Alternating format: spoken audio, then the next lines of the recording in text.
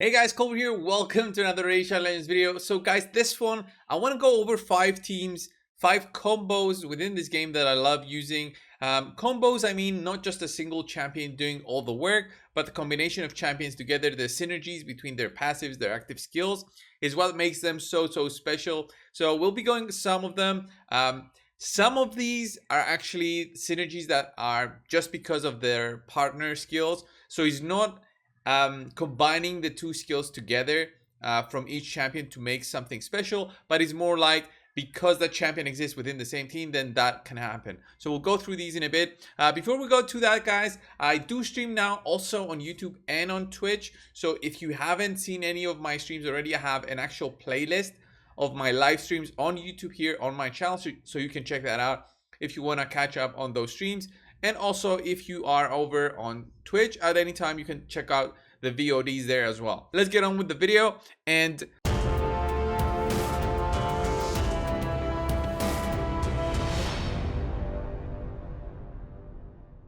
first things first, I'm gonna go over one of these, the top one, the top duo that I think is the best one ever. And unfortunately, I cannot showcase it on my account.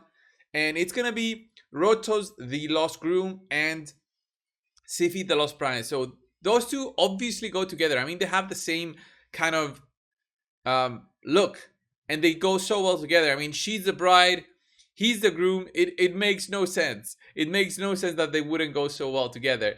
So they do go so well together. Sifi is an amazing champion, amazing support that speed boosts the team, provides extremely good buffs such as an increased defense buff, a block debuff buff, and of course an increased speed buff, while also boosting their turn meter by 10%.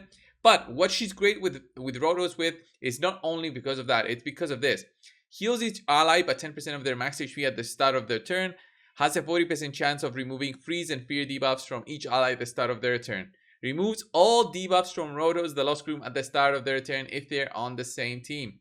This means that you do not need to have Rotos in an unison to make him do some work in the arena. This works so well, and you'll see these teams in the Doom Tower. If you haven't seen them in PvP, you'll see them in the Doom Tower.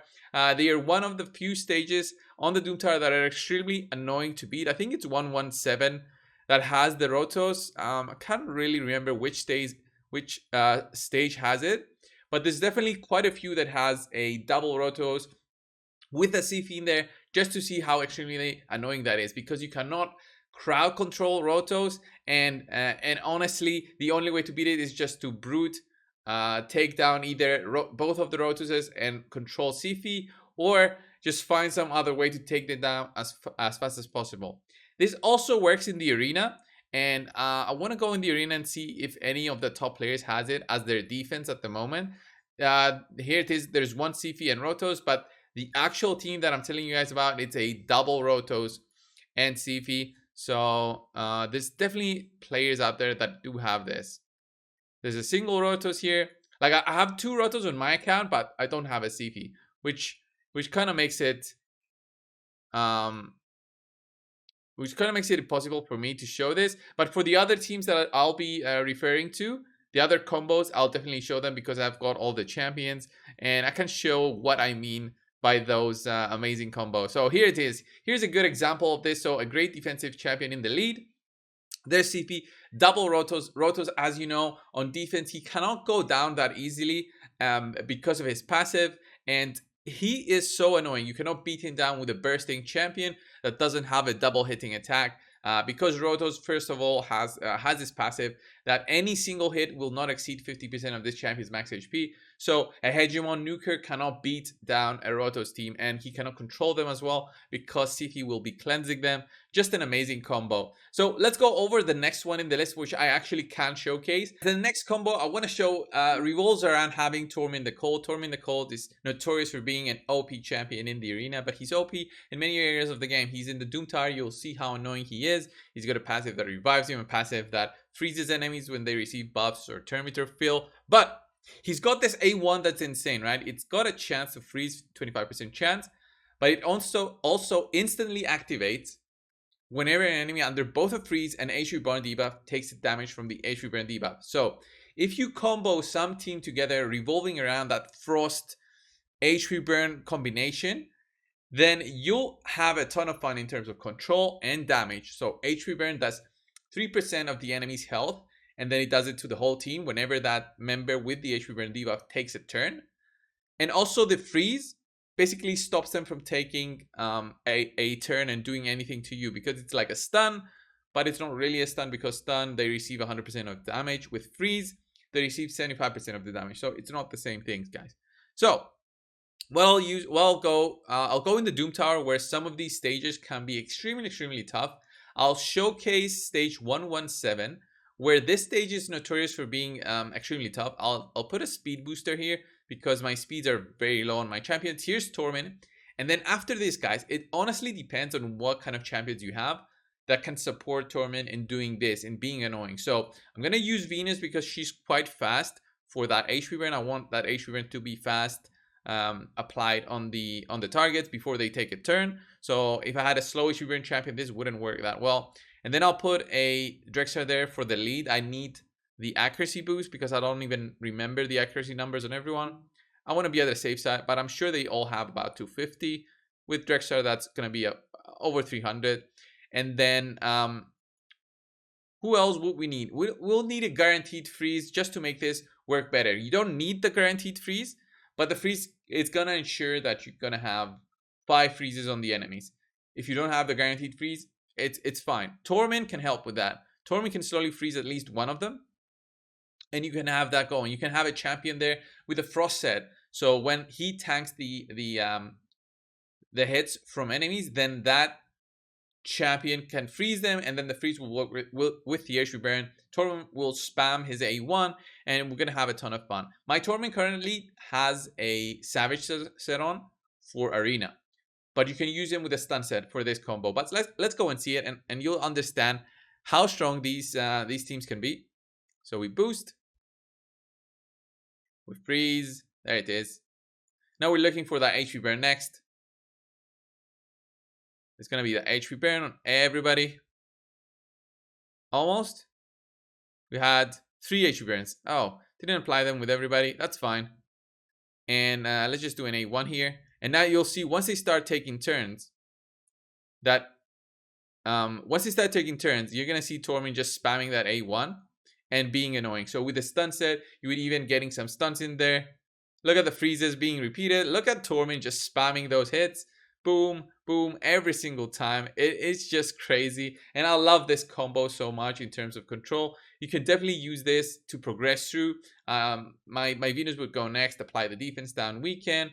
Look at Torment just going crazy. Nobody is taking a turn. There's so much control going on. I mean, Gurgo worked great, but look at how many turns Torment is taking, plus my Arbiter boosting everybody's speed. Look at Torment. He still hasn't taken a turn. This was his turn. This was his actual turn. And it just works so well. I just love this combo. It's just so much damage, especially when you can also land a defense down weekend. So a Cecilia also works with this, but a great combo. And let's get on with the next 3. The next combo, guys, revolves around having Sal of the Drakes. Sal of the Drakes is such a fantastic support champion. Day 100 reward. Just got her in my free-to-play account. So such a great champion to have. You can build her in so many different ways. The current build that I have on her is a regeneration set. From my last video, I used this to pretty much kill down the Griffin.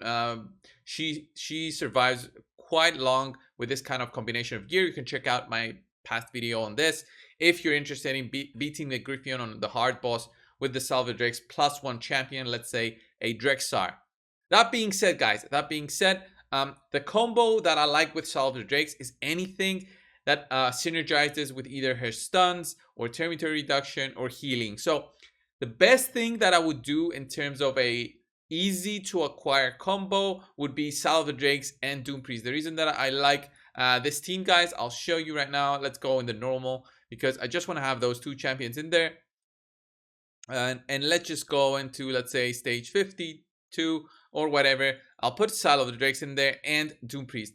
The reason that I like that combo is because Sal of the Drakes provides lots of healing every turn, provides stuns, provides a revive, provides ally protection, provides thermometer down, speed down, and then we've got Doom Priest. Doom Priest provides that cleanse that you desperately need, plus another healing at 7.5% of their HP every single time she takes a turn, and a cleanse for one turn. Not only that, she can also provide increased attack buff if you need that, and an increased critical rate on a random ally, which is, I mean, it's random. I never built her to depend on this one, so that's that. But these two together, I like the combo so well. These two, you can build a team revolving around those two, and pretty much it'll help your team survive with anything. So if this enemy team came in to apply a debuff on my Soul of the Drakes, so she would lose her turn in terms of either stunning or reviving someone, then I would depend on Doom Priest coming in there, cleansing my Soul of the Drakes, and just making this combo works so great. Ideally, you build your Doom Priest faster than your Soul of the Drakes, in my opinion. Some builds, I built Doom Priest with a Frenzy set, so depending on how much HP she loses, she gains extra turn meter. So she goes in there faster for that cleanse to help my team recover from something. So if they have a block active skills debuff on them, a Doom Priest with a Frenzy set helps them get cleansed at least one debuff and do their skills, either being a revive or whatever, to support the remaining team. But here you see all the debuffs that are being applied to my team, and Doom Priest is helping out my Soul of the Drakes. Both of them are so healthy, especially my Soul of the Drakes because of those regeneration immortal gear, plus her passive, plus that 7.5 from Doom Priest. Just look at the green numbers on top of their heads. These two go so well together. So add another 3 champions. These stages would you just cruise through so easily. I know that this is the normal Doom Tower, but it also works for the hard Doom Tower. It just needs additional support champions, such as the Drexar in there for HP burns, and so on. So let's go on to the next combo. We've got 2 more, guys. This is a more expensive combo, and I would say it's a cool combo to have. It revolves around Coronar and Minaya. So Coronar, the Beauty and the Beast, and Minaya. Here she is. So Minaya is not built at all great for this, but look at this. Fills the turn meters of all allies by 20% when this champion is killed. Revives the champion with 75% HP when killed if Coronar is on the same team. So this is so good. I mean, it does what it says. She just fills the turn meters of everybody. When she does revive, because of Coronar in the same team, this has a 4-turn cooldown if you book it out. I'm not gonna book Minaya just to show this. And then Coronar, the actual important champion. He's a void champion, unfortunately. Hard to get, I know. But the reason that he's so great is this one right here. Always counterattacks when hit if Minaya's on the same team. So you can have him in a defensive team and become so annoying. Counterattacks when hit by enemies under decreased attack, decreased defense, or decreased speed debuffs is what he does normally. But because Minaya is in the same team, you can use him and always ensure that the counterattack comes in from Coronar. A high HP champion. I've got him with 74,000 health. Some crit rate, some critical damage here. I moved his gear so many times before, so now he doesn't have the best ever. He's got some accuracy here so that he can land his debuffs, decreased attack, decreased defense, provoke, A2 and A3. But his A1 also does this because he counterattacks, guys. I have him with the stun set. You can put a provoke set on him. Provoke actually works better, but I don't have much provoke sets. Stun set, what it does is obviously you stun the enemies at a 18% chance to stun. Okay, 80% chance to stun when you hit them. You don't need accuracy for this, but because he's got other debuffs, I built him like so. And I'll go and show you a defensive team using these two together. So guys, this is the combo that I'm talking about. I'm gonna put Seeker there in the lead. He's gonna help us survive a few of the hits that we'll be receiving from this enemy team. What I want to put here as well is maybe something that either cleanses, like a Doom Priest, which is going to be just 1 cleanse every turn. I think, yeah, let's just go with Doom Priest and see how this works against the Hedgie team. And I've got no idea how this is going to go. Ooh, strong Hedgie there. There's that first counter. We've got a stun there on one of them. There's the Seeker taking a turn. There's Minaya taking a turn. So we want to get hit, right? You want to get hit. That's what we want to see. Boom. There's going to be another counter. Look at that. There's a provoke coming in. He gets attacked. He's going to counter again. Guaranteed counter because Minaya is in there. Another attack. Another counter. And remember, I've got a stun set, so if I had to provoke, there will be a higher chance to actually provoke. And if the enemy takes a turn with their provoke on them, then they do some serious they get counterattacked by Coronar. So Coronar comes in here again with the counter. The enemy team now, because of Madame Series, has a block debuff buff, which is not nice for us. We cannot control their turns, but we should be fine here. Should be fine. We need Doom Priest to get a turn. She won't get a turn before Coronar, unfortunately. I think yeah, the turn was late. I think we're okay though. There's and now there's AG down, and you understand what I'm talking about. You understand why I love this combo. That's Coronar just taking a ton of turns, and it makes it so annoying. So you can build this team around being so annoying. I know that Deadwood Jedi actually has 2 Coronars and a Minaya on his defensive team, and he just loves running that because it's extremely annoying. I've fought it a couple of times on the test server, and it's just fun seeing double Coronar being so annoying. And if you build them with high damage, their A1s hurt a ton, and it's not funny getting hit by the A1s from Coronar, by double Coronars all the time when you try to hit the enemy team. So eventually we'll take down that Arbiter. Yay! So no more revive. So if I had a block reviver here, this would work so much better. So let me finish off this fight, and then we'll go to the final combo, which is more achievable champions, not legendary champions, but it's definitely 2 champions that once you get them, you can unlock a specific team that makes so much difference, especially in arena, in terms of farming. It makes your teams your time in the arena just go boom like that. In terms of just firepower. Just by saying that, you might have understood which 2 champions I'm talking about. First one is going to be Skull Crown, and then the other one is going to be Sinesha. So the great thing about Skull Crown is that she can do a double hit on her A1 if the enemy has more than 50% HP. She also has this passive when Sinesha is with her, so she revives with 30% HP when Sinesha is on the same team. That's not why they're so great. Okay, this is cool because it adds another layer of being annoying with Skull Crown. But Sinesha has another combo within her that works the opposite of what Skull Crown does with her A1.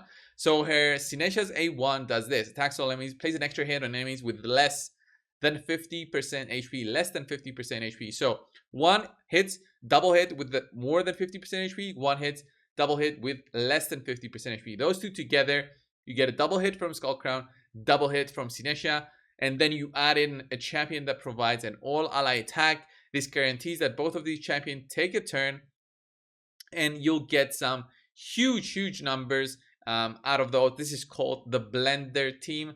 Okay, you have your speed booster and 2 damage dealers that have let's say the combo that I've just mentioned, so Sinesha and Skull Crown, and then you got an all ally attack champion. So let's put in the best one in my opinion at the moment is going to be Farakin the Fat. The reason is that he provides a 30% increased critical rate and critical damage to your team, so your gear requirements are way lower than before. So let me put in Sinesha and Skull Crown.